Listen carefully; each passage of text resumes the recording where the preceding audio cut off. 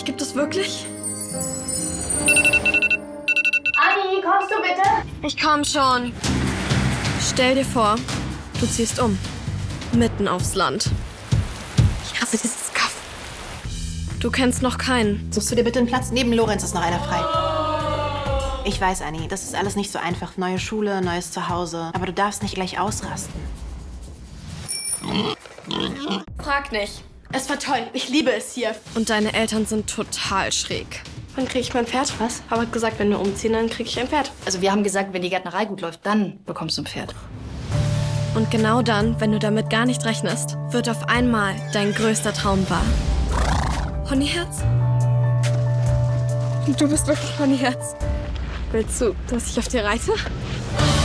Ich reite! Hast du das gehört, Welt? Ich reite! Sind das nun echte Wildpferde oder nicht? Die Pferde haben einen Besitzer, den Grafen von Meerfeld. Und der hat ein riesiges Areal für sie eingezäunt. Aber ab und zu hauen ein paar von ihnen ab. Oder weil sie vor Pferdedieben fliehen. Sie müsst hier weg. Ponyherz ist ein Wildpferd und die darf man nicht einfach einsperren.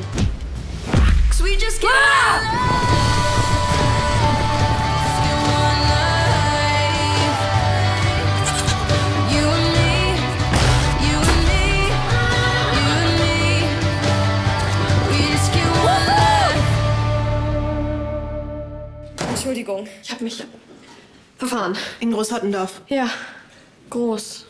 Wattendorf. We just get one